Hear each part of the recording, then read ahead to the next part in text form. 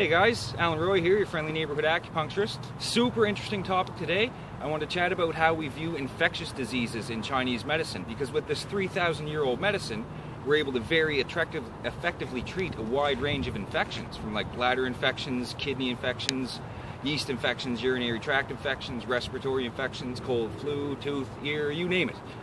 So, first up, from Western medicine perspective, we're all familiar with the concept of sanitation and washing our hands.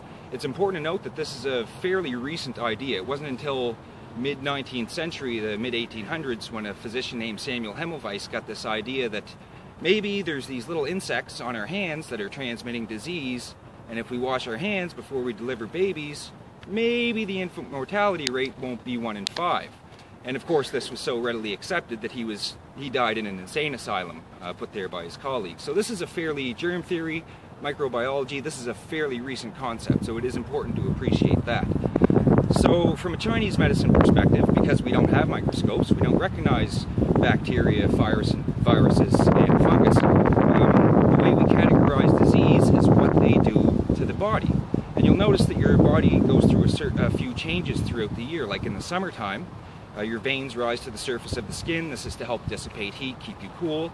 You sweat more, thus you urinate less, and your fluids tend to be more condensed and more yellow.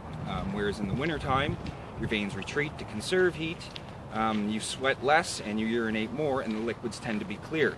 So we call these heat and cold conditions respectively. So anything like a fever, that's a heat condition. Chills is typical of a cold condition.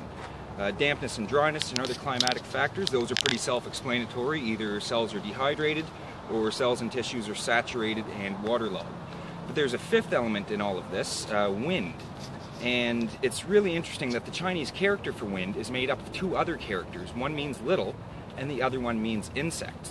Now, the nature of wind is that it tends to have a rapid onset and it moves through different areas of the body and progresses as it goes, much like colds, flus, infections, things like that. And this wind combines with these other four climatic factors, and that's how, this is how we categorize disease. Is this a wind heat invasion? Is it a wind cold, wind dampness, wind dryness, etc., etc. And it's really fascinating that without microbiology, without microscopes, without any kind of germ theory, with this 3,000-year-old medicine, we're able to recognize and effectively treat viral, bacterial, and fungal infections. So if you guys have any questions or comments, feel free to leave them in the box below, or you can message me directly on Facebook at Stream of Harmony Acupuncture and Herbal Medicine, or Instagram, Allan Roy Acupuncturist. Thanks for watching, and you guys have a good day.